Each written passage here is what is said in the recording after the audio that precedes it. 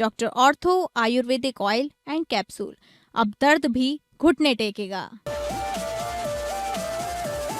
केदारनाथ यात्रा में 35 दिनों में पहुंचे 9 लाख लोग। यमुनोत्री में यात्रियों की संख्या बढ़ने पर पंजीकरण बंद। देहरादून में सौर जागरूकता स्मारिका पुस्तिका का विमोचन, सीएम धामी ने शिरकत। चंपावत में परिवहन विभाग का बड़ा एक्शन, 60 वाहनों के चालान, 2 गाड़ियां मौके पर सीज। पूर्णागिरी मार्ग पर नियम तोड़ना भारी। अंतर्राष्ट्रीय योग दिवस 2026 का काउंटडाउन, चंपावत में कोली ढेक झील से गूंजा योग का संदेश। लाइव योग कार्यक्रम प्रदेश में बना आकर्षण।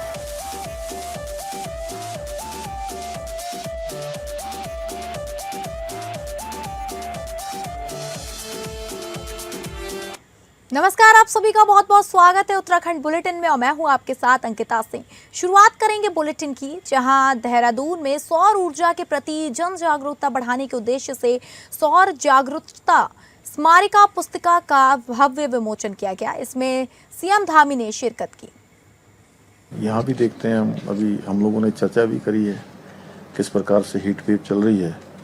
ऐसे समय में सौर ऊर्जा केवल एक विकल्प नहीं है, बल्कि आने वाली जनरेशन के लिए उनके फ्यूचर के लिए एक बहुत ही आवश्यकता भी बन चुकी है। और इसीलिए माननीय प्रधानमंत्री जी के नेतृत्व में पीएम सूर्य घर योजना के अंतर्गत उत्तराखंड में अनेक उपलब्धियां अर्जित की हैं, जो आज पूरे देश के लिए भी एक तरह से कहीं न कहीं उदाहरण है। ये हमारे लिए गर्व का विषय है कि राज्य में 40,000 रूफटॉप सोलर संयंत्रों का अपना प्रारंभिक लक्ष्य निर्धारित समय से ही पहले ही पूरा कर लिया गया है। और अभी हम लोग सीएम सौर स्वरोजगार योजना को भी दोबारा से उसको करने वाले हैं, उस पर भी हमारा काम चल रहा है। साथ ही जो हमारे निर्धारित संयंत्रों के जो लक्ष्य हैं उसमें से लगभग जो काम चल रहा है उसमें 95% काम यहाँ पर पूरा किया गया है। ये हम लोगों के लिए बड़ा गर्व का विषय है कि पीएम सूर्य घर योजना के प्रभावी क्रियान्वयन में उत्तराखंड राज्य देश के 9वें स्थान पर पहुंच गया है पूरे देश के अंदर। और यदि मैं आंकड़ों की बात करूं तो 2024 से लेकर अब तक यानी मात्र 2 वर्षों में हमारे राज्य ने यहाँ सौर ऊर्जा क्षमता में लगभग 10 गुना की वृद्धि दर्ज की है। 2026 की केदारनाथ यात्रा ने सारे पुराने रिकॉर्ड तोड़ दिए हैं। कपाट खुलने के शुरुआती 35 दिनों में ही रिकॉर्ड 9 लाख से अधिक श्रद्धालु बाबा के दर्शन कर चुके हैं। हर रोज करीब 30,000 लोग केदारनाथ पहुंच रहे हैं। ऐसे में अगर आप भारी भीड़, लंबे जाम और 16 किलोमीटर की थका देने वाली पैदल चौड़ाई से बचना चाहते हैं तो हवाई सफर आपके लिए सबसे बेस्ट और आरामदायक विकल्प है। केदारनाथ और यमुनोत्री में यात्रियों की संख्या बढ़ने पर यात्रियों के पंजीकरण बंद कर दिए गए हैं। इससे यात्रियों ने हंगामा किया, लेकिन पंजीकरण न होने पर यात्रियों को मायूस लौटना पड़ा। उत्तराखंड में 4 धाम यात्रा अपने चरम पर है, लेकिन पिछले 2 दिनों से श्रद्धालुओं की भीड़ उमड़ रही है। हरिद्वार के ऋषिकुल मैदान में बने अस्थायी रजिस्ट्रेशन सेंटर में 2 दिनों से श्रद्धालु परेशान हैं। 4 धामों में श्रद्धालु की भीड़ बढ़ने के बाद सीमित संख्या में रजिस्ट्रेशन किए जा रहे हैं।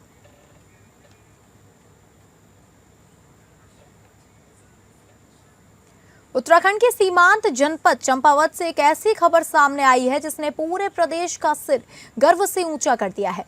चंपावत की होनहार बेटी आयुषी भावे ने अपनी प्रतिभा और कठिन परिश्रम के दम पर अमेरिका के प्रतिष्ठित कैलिफोर्निया यूनिवर्सिटी में असिस्टेंट प्रोफेसर का पद हासिल कर इतिहास रच दिया। उनकी इस बड़ी उपलब्धि पर जिलाधिकारी मनीष कुमार ने उन्हें सम्मानित कर शुभकामनाएं दी। सीमित संसाधनों और पहाड़ी चुनौतियों के बीच सपनों को उड़ान देने वाली चंपावत की बेटी आयुश्री भावे आज हजारों युवाओं, खासकर बेटियों के लिए प्रेरणा बन गई हैं। लोहाघाट निवासी आयुश्री ने अपने शुरुआती शिक्षा स्थानीय विद्यालयों से प्राप्त की। इसके बाद भीमताल से बी फार्मा और जयपुर से एम फार्मा की पढ़ाई पूरी कर कठिन परीक्षाओं को पार करते हुए अमेरिका में यह बड़ी उपलब्धि हासिल की। आयुश्री की सफलता पर जिलाधिकारी श्री मनीष कुमार ने उन्हें विशेष रूप से सम्मानित करते हुए कहा कि अगर लक्ष्य स्पष्ट हो और मेहनत निरंतर की जाए तो दुनिया का कोई भी मुकाम दूर नहीं होता। उन्होंने कहा कि आयुश्री आज उत्तराखंड की बेटियों के लिए प्रेरणा का प्रतीक बन चुकी है। इस अवसर पर आयुश्री की माता श्रीमती भावना, जो वर्तमान में राजकीय इंटर कॉलेज देवीधुरा में अध्यापिका हैं, उनको भी सम्मानित किया गया। बेटी के व्यक्तित्व निर्माण, शिक्षा और संस्कारों में उनकी अहम भूमिका रही है। खास बात यह है कि आयुश्री केवल शिक्षा और रिसर्च तक सीमित नहीं है, बल्कि कला और संगीत के क्षेत्र में भी उनकी गहरी पकड़ है। फार्माकोलॉजी विश्व पर उनकी पुस्तकें प्रकाशित हो चुकी हैं और उन्होंने फाइन आर्ट व संगीत में भी डिग्री हासिल कर अपनी बहुमुखी प्रतिभा का परिचय दिया है। चंपावत की बेटी की यह सफलता सिर्फ एक परिवार की उपलब्धि नहीं, बल्कि पूरे उत्तराखंड के लिए गर्व का क्षण है। आयुश्री भावे ने यह साबित कर दिया है कि पहाड़ की बेटियां अवसर मिलने पर दुनिया के सबसे बड़े मंच पर भी अपनी प्रतिभा का परचम लहरा सकती हैं।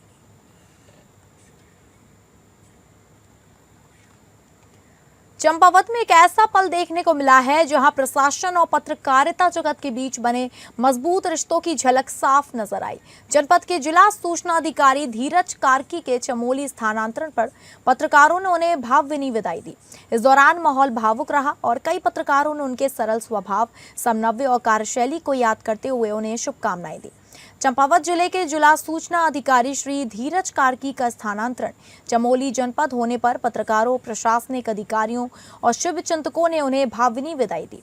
उनके अचानक हुए स्थानांतरण को जिले के पत्रकारों ने भावुक और दुखद क्षण बताया। पत्रकारों का कहना था कि धीरज कार्की ने अपने कार्यकाल के दौरान हमेशा सरल, सहज और समन्वयकारी भूमिका निभाई। जिले की सूचनाओं को समय पर उपलब्ध कराने, मीडिया और प्रशासन के बीच बेहतर तालमेल बनाने तथा हर परिस्थिति में सहयोग करने के कारण उन्होंने सभी के दिलों में विशेष स्थान बनाया। विदाई समारोह के दौरान कई पत्रकार भावुक नजर आए। पत्रकारों ने कहा कि धीरज कार्की ने कभी समय की परवाह नहीं की और कई बार दिन भर व्यस्त रहने के बावजूद केवल चाय के सहारे काम करते हुए भी जिले की सूचनाओं को प्राथमिकता दी। सूचना विभाग के कार्यों में उनकी सक्रियता और जिम्मेदारी की सभी ने खुलकर सराहना की। इस अवसर पर जिलाधिकारी श्री मनीष कुमार ने भी धीरज कार्की के कार्यों की प्रशंसा करते हुए कहा कि उन्होंने अपने दायित्वों का निर्वहन पूरी निष्ठा और जिम्मेदारी के साथ किया। जिलाधिकारी ने उनके उज्जवल भविष्य, उत्तम स्वास्थ्य और दीर्घायु की कामना करते हुए नए जनपद में भी सफलता की शुभकामनाएं दी हैं।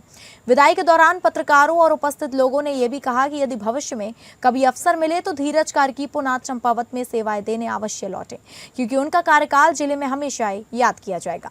चंपावत में जिला सूचना अधिकारी धीरज कार्की की विदाई सिर्फ एक प्रशासनिक प्रक्रिया नहीं, बल्कि भावनाओं से जुड़ा वह पल बन गई जहां पत्रकारों और प्रशासन ने मिलकर उनके कार्यों को याद किया और बेहतर भविष्य की शुभकामनाएं दी।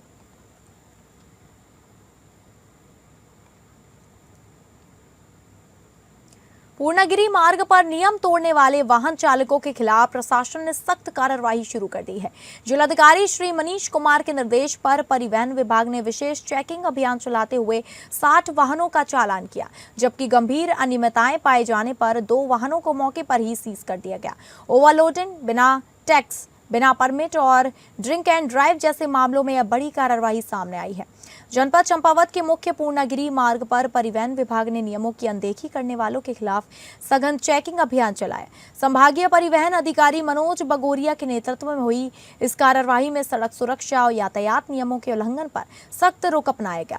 अभियान के दौरान विभिन्न श्रेणियों में कुल 60 वाहनों के चालान किए गए, जबकि गंभीर अनियमितताएं के चलते 2 वाहनों को मौके पर ही सीज कर दिया गया। जांच के दौरान सबसे ज्यादा कार्रवाई ओवरलोडिंग पर हुई, जिसमें 26 वाहनों के चालान काटे गए। इसके अलावा बिना टैक्स चल रहे 19 वाहन, बिना प्रभावी ड्राइविंग लाइसेंस वाहन चला रहे 7 चालक, बिना परमिट संचालित 4 वाहन, ड्रंक एंड ड्राइव के 2 मामले और बिना फिटनेस के चल रहे 1 वाहन के खिलाफ कार्रवाई की गई। अन्य नियमों के उल्लंघन में भी 1 चालान किया गया। प्रवर्तन कार्रवाई के साथ साथ परिवहन विभाग ने पुलिस विभाग के सहयोग से सड़क सुरक्षा जागरूकता अभियान भी चलाया। इस दौरान वाहन चालकों और यात्रियों को यातायात नियमों के पालन, सीट बेल्ट, सुरक्षित ड्राइविंग और ड्रिंक एंड ड्राइव से बचने के लिए जागरूकता किया गया। अधिकारियों ने साफ संदेश दिया कि शराब पीकर वाहन चलाना न सिर्फ कानूनन अपराध है, बल्कि यह जानलेवा भी साबित हो सकता है। इसलिए सुरक्षा मानकों का पालन सभी के लिए जरूरी है। पूर्णागिरि मार्ग पर प्रशासन की इस बड़ी कार्रवाई ने साफ कर दिया है कि अब नियम तोड़ने वालों के लिए कोई राहत नहीं होगी। सड़क सुरक्षा और श्रद्धालुओं की सुरक्षित यात्रा सुनिश्चित करने के लिए प्रशासन लगातार सख्त निगरानी बनाए हुए है।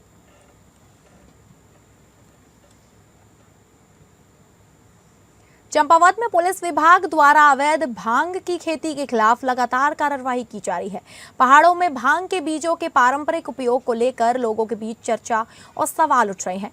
इसी बीच चंपावत की पुलिस अधीक्षक रेखा यादव ने साफ संदेश देते हुए लोगों से भांग की खेती न करने और इसके दुष्परिणाम समझने की अपील की है। जनपद चंपावत में पुलिस विभाग द्वारा अवैध भांग की खेती को नष्ट करने का अभियान लगातार चलाया जा रहा है। इस कार्रवाई के बीच स्थानीय स्तर पर कुछ लोगों ने सवाल उठाए कि पहाड़ी क्षेत्रों में भांग के बीजों का उपयोग वर्षों से पारंपरिक रूप से किया जाता रहा।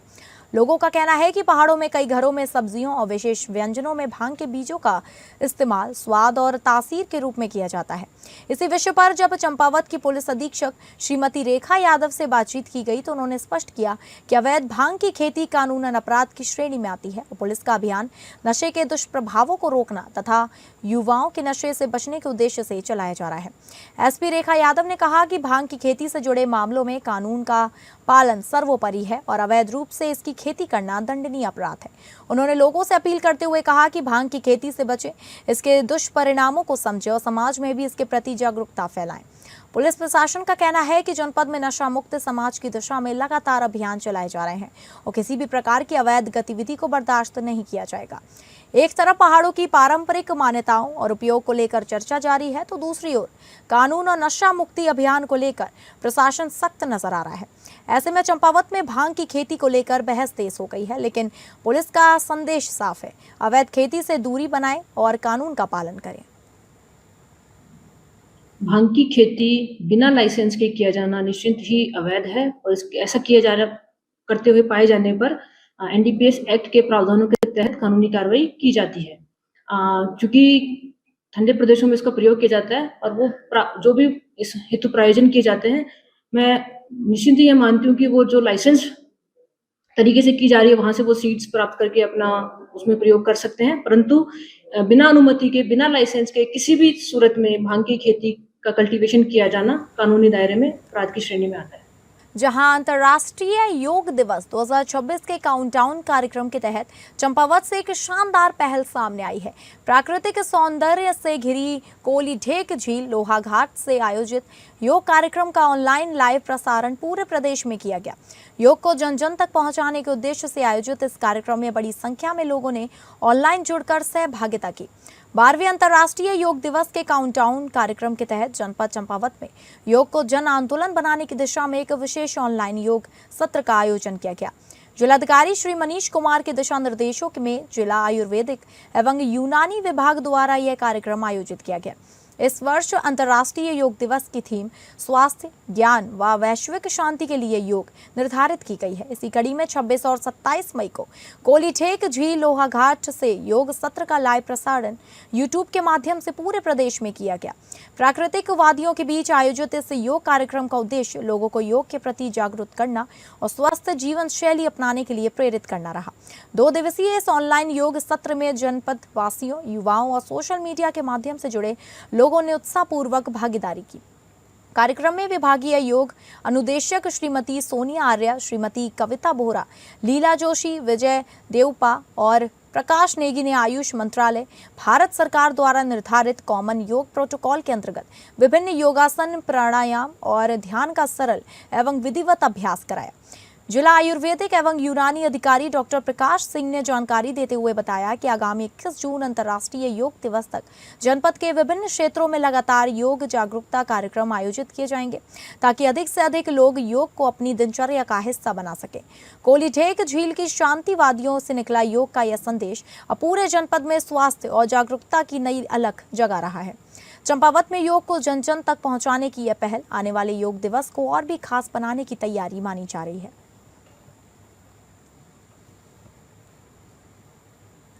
खटीमा में कथित धर्मांतरण के मामले में ऊधम सिंह नगर पुलिस ने बड़ी कार्रवाई करते हुए 4 आरोपियों को गिरफ्तार किया है। एसएसपी अजय गणपति के निर्देशन में गठित विशेष टीम ने यह कार्रवाई की।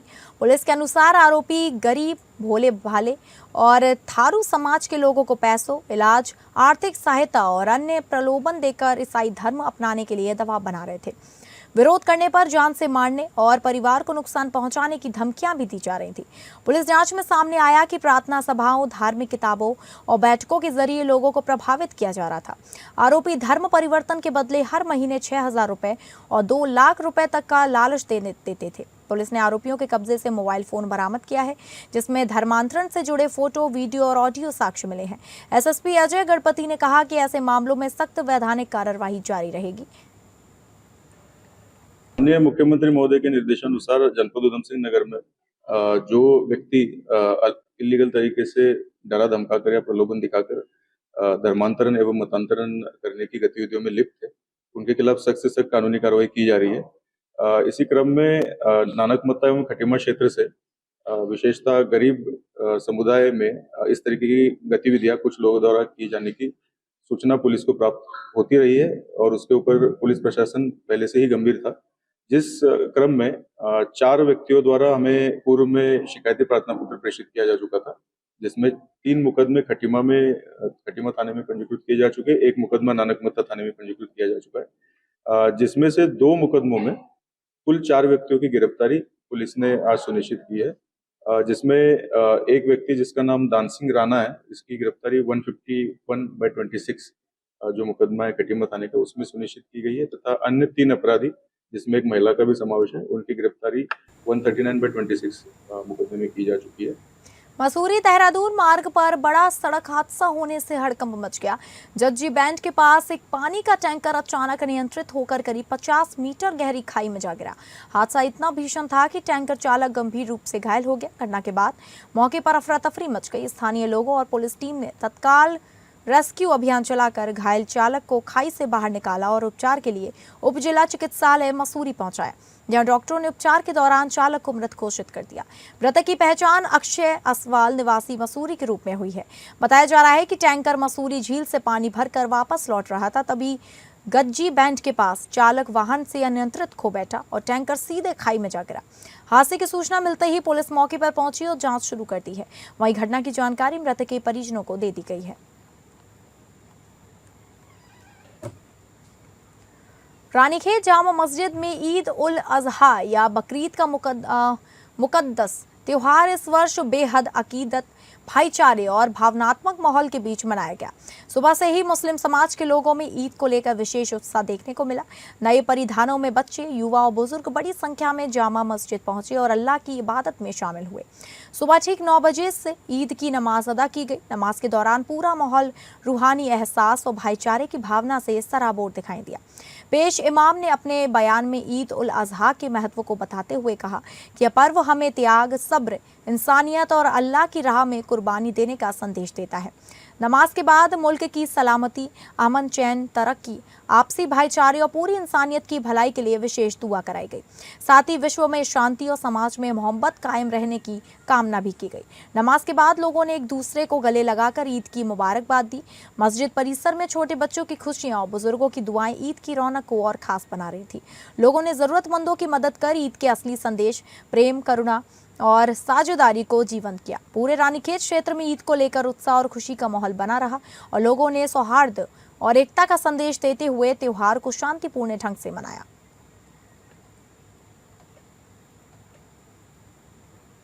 रुड़की ईदगाह में ईद उल अजहा की नमाज संपन्न, जिसमें बड़ी संख्या में लोगों ने नमाज अदा की। नमाज शहर मुफ्ती सलीम साहब के द्वारा पढ़ाई गई। खास बात यह रही कि नमाज के दौरान मुस्लिम समाज के लोगों द्वारा शासन प्रशासन के आदेशों का पालन किया गया।